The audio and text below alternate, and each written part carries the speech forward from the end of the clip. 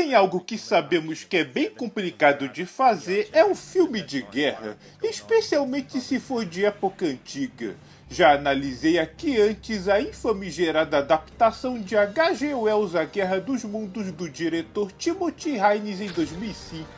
Nele, podemos ver o resultado que é tentar fazer um filme de guerra do século XIX contra alienígenas com apenas o salário mínimo de orçamento.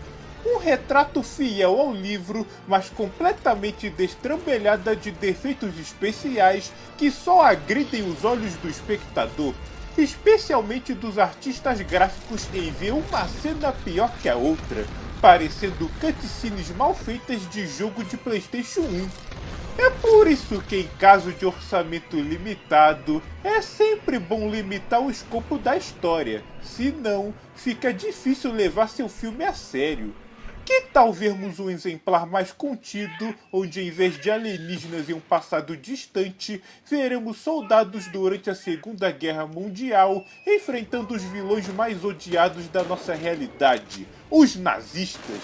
É mais plausível um filme de guerra, pois se até na década de 60 foi produzida uma série de Segunda Guerra intitulada Combate para a Televisão, onde era possível vermos batalhas empolgantes mesmo com um elenco e recursos limitados para a época, com certeza no século XXI será possível fazer um filme de guerra se tiver o mínimo de noção, certo? Acho que até uma produtora desconhecida como esse Papa Octopus Productions deve ser capaz dessa missão, mesmo com um nome comicamente tosco. Então vamos logo para o filme, até porque acredito que será menos pavoroso uma trama mais pé no chão com Alone We Fight, ou na versão portuguesa do filme, Unidade Ranger. Para aí! Como pode ser dezembro por essa região quando só vejo floresta cheio de folhas como se fosse verão ou primavera? Especialmente se levarmos em conta o contexto histórico que o filme retrata, que são os dias que precedem o contra-ataque das Ardenhas pelos exércitos alemães. O rápido avanço das forças aliadas, combinado com o inverno rigoroso, levou as linhas de suprimentos ficarem sobrecarregadas, forçando-os a avançar a passos curtos nos dias antecedentes a batalhas das Ardenhas. Era para, no mínimo, as árvores estarem sem folhas devido ao outono. Eu sei que é uma produção barata e que filmar no meio da neve seria uma logística complexa, mas se não tem condições de retratar a ambientação que a história pede, não faça! Mude o contexto histórico para um período anterior, tipo agosto ou setembro. Literalmente a primeira cena do filme e já estou ficando bolado pela falta de uma mínima reconstituição histórica. Segura a onda! O filme retrata a Batalha da Floresta Hurtgen, onde os alemães conseguiram conter o avanço das tropas americanas por meses de adentrar a Alemanha até ser efetivada a contraofensiva nazista. Acompanhamos Rangers que foram capturados pelos seus inimigos e são forçados a cavar um buraco no meio da floresta, alguns com as próprias mãos. É para fazer trincheiras para os inimigos? Que nada!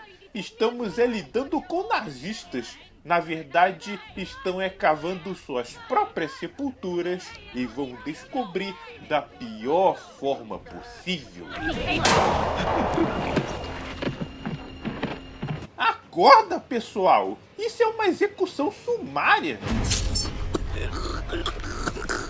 Sem chance de saírem vivos dessa estando em menor número agora.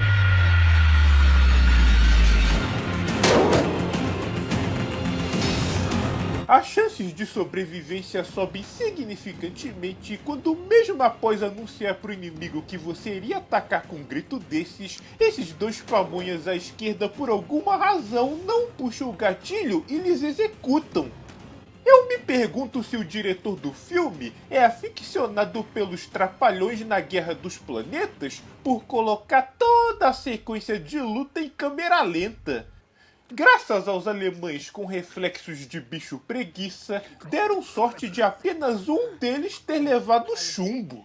O trio vai em busca de atendimento médico e chegam às linhas de frente, uma base composta por apenas algumas tendinhas e nem meia dúzia de soldados. Olha, eu sei que não dá para esperar dezenas e dezenas de tropas em cena, visto que é um filme barato, mas isso aí tá mais para um acampamento de piquenique do que um posto de comando militar. O esforço é em vão, pois o cara ferido morreu. E morreu também mais um pouco o meu lado de historiador, pois enquanto é legal poder ver as enfermeiras militares em ação, geralmente elas atuavam em bases mais afastadas das linhas de frente e definitivamente não usavam essas roupas que em nada lembram serem médicas. Outnumbered, outmanned. His flank is falling apart. Obviamente, o sargento está frustrado por toda a guerra, e como não tem nazista para descontar a raiva, o jeito é queimar o nefasto símbolo para consolar. The only time this symbol will be mentioned or shown will be in the history books. Where they talk about how free men fought tyranny and oppression. Ah, se você soubesse... Se soubesse como virou modinha no futuro, influenciadores e internautas de internet aleatórias defenderem o bigodinho maligno do mal e exibirem seus símbolos com tanto orgulho como se segurasse um troféu, você e seus amigos estariam enojados. Lenga-lenga vai e vem, o filme se lembra que é de guerra e são atacados por morteiros inimigos. O sargento e o soldado bosta aí, pelo visto, são os únicos defensores da base, pois são só eles que flanqueiam seus atacantes e podemos perceber a superioridade numérica alemã, que ataca a base deles com o impressionante número de 3 soldados. Sim, apenas 3 soldados. Eu já vi mais inimigos para matar em fases tutoriais em jogos de tiro do que nesse combate. It's gonna keep coming to the last man, Mikey. There's no surrender in these boys. Se essa é a capacidade ofensiva dos inimigos, eu diria que a guerra já teria acabado. Só esqueceram de avisar pela falta de tropas numerosas. Qual o grande objetivo do ataque? Matar literalmente meia dúzia de americanos? Será que se tivessem sucesso poderiam ter mudado o rumo da guerra? That mortar team. That was a suicide mission, Mikey. Ain't no way a three-man team like that gets so close. Nem tente explicar a falta de elenco com essas desculpinhas de ataque suicida. Vocês meteram essa sequência inútil só para animar os 20 minutos de conversa fiada que eu tive de aturar e terminaram pagando esse mico. Um coronel vem relatar a situação precária da falta de suprimentos e soldados nesse flanco e que estão prestes a fazer um ataque que serão incapazes de defender e pretendem evacuar os feridos. Provavelmente devem vir com o triplo da força e cercá-los em maior número. Não sei. Listen up. There's a petrol station about 1,000 yards in from the line. It's not much, but enough to fuel German light armor and give them crowds a jumping off point. Calma! Provavelmente o inimigo não deve ter mais que um blindado para atacar suas linhas. Me and the boys, we head in the forest. We take out that petrol station. If we do that, then we buy these nurses and the wounded some more time. There's 1,000 yards of forest to cross. 1000 jardas é quase 1 quilômetro, 914 metros para ser mais exato. Ainda que estejam em números reduzidos, é bem possível chegar lá relativamente rápido. A preocupação, obviamente, é trombar com inimigos na curta distância que tem a chegar no objetivo. E acredite, esta missão será executada com a aprovação do coronel por apenas 3 soldados. Quem vocês pensam que são? Os comandos do videogame que sempre cumpriam a missão em números ridiculamente reduzidos? Sim, vocês são ranges com treinamento avançado, mas ainda assim é fácil serem liquidados numa emboscada qualquer. Private. Let's take a break right here. Quê? Já estão parando? Que porcaria de soldados são vocês que mal andaram e já estão descansando? Eu andava 1 quilômetro todo dia para a escola nos meus tempos de ensino médio e, além de sedentário, eu pesava mais de 100 quilos.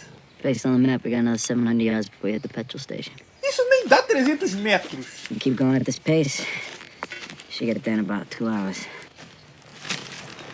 2 days. Yeah, snail's pace.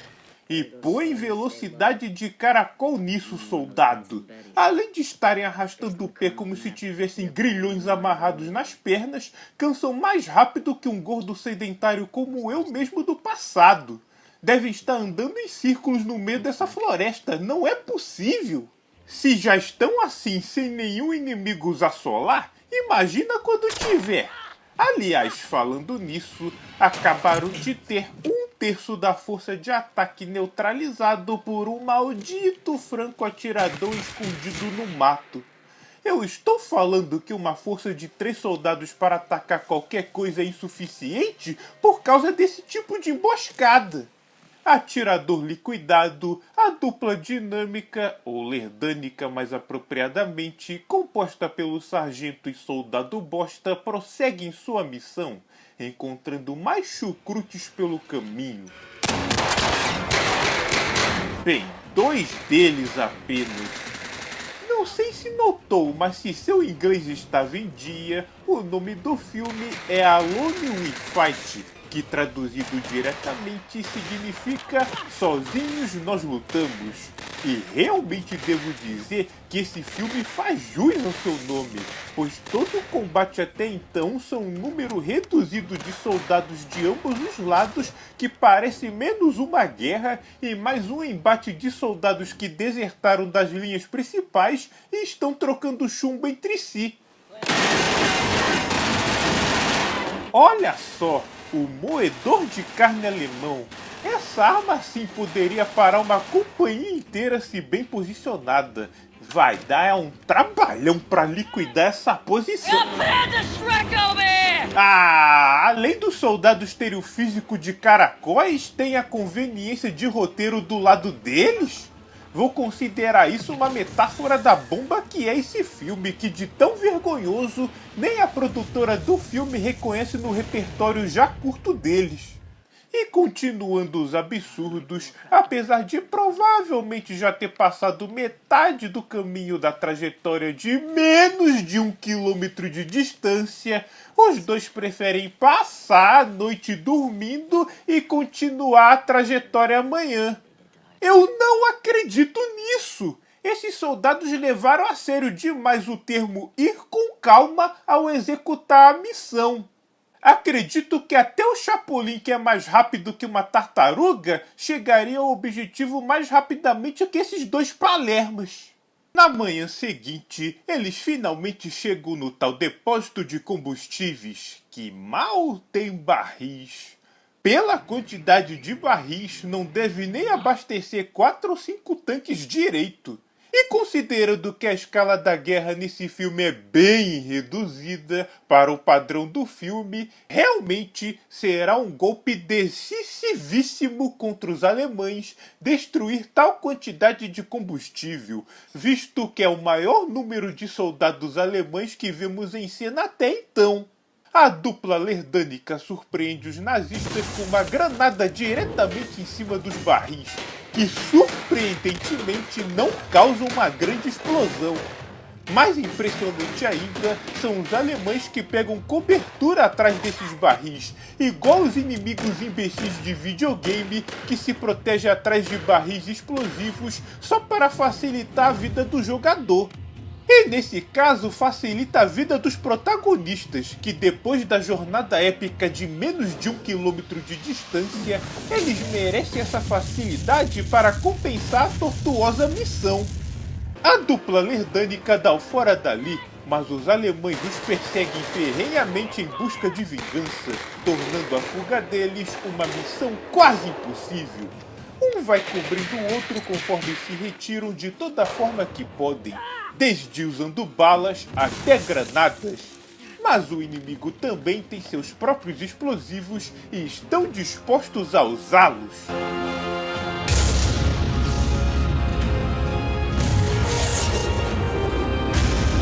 Tá brincando com minha cara que explodiram 3 granadas quase nos pés da dupla lerdânica e não aconteceu droga nenhuma. Tá certo que estou torcendo que eles ganhem apesar da performance duvidosa deles, mas se começarem a ativar o cheat de invulnerabilidade, aí perde a graça. Hein? Como o cacete conseguiram cair aí sem ver essa trincheira? E como diabos os alemães não notaram esse estardalhaço todo? E cadê os alemães que estavam logo atrás deles? Ficaram para trás e cansaram mais rápidos que a dupla lerdânica? Poxa, parece que a luta não é só dos desertores, mas também dos soldados asmáticos. Soldado bosta toma facada no bucho, mas consegue dar conta de seu inimigo.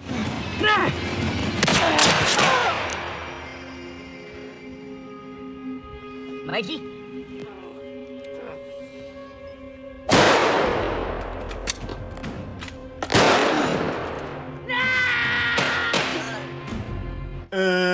Tinha mais que um soldado perseguindo vocês antes de cair nessa trincheira.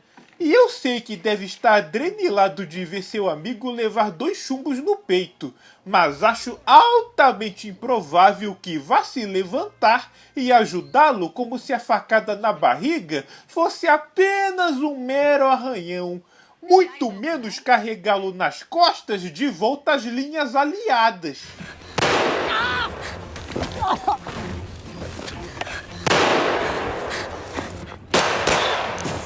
O cara matou o alemão sem nem mirar direito, se apoiando com o braço alvejado. Uma pena que o soldado bosta vai virar adubo e fazer jus a seu nome.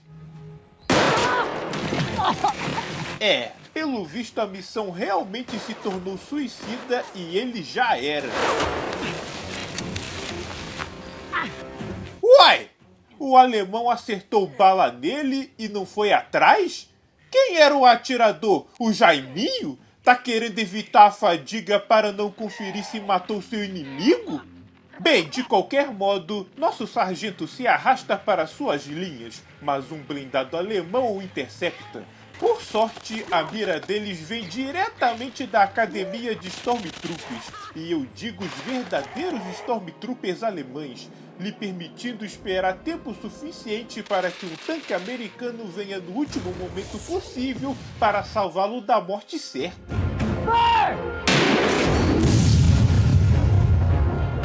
Essa foi a destruição do blindado inimigo? Uma poeirinha que nem parece ter acertado o veículo?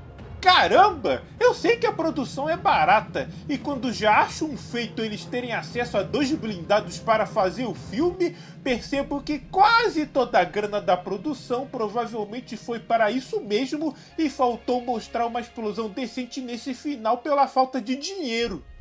O sargento é resgatado ferido, mas vivo, e assim termina a história do militar que liderou a importantíssima missão de destruir uns 10 barris de combustível, que alterou o rumo da história e impediu o sucesso do contra-ataque nas Ardenhas pelos nazistas.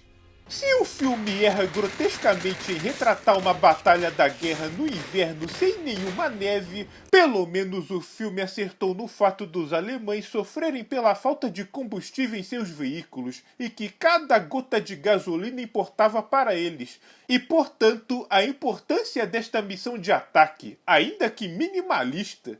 Mas a maior deficiência do filme, mesmo como já ressaltei várias vezes, é a falta de orçamento e elenco. Chamar este filme de guerra chega a ser um insulto ao gênero de guerra.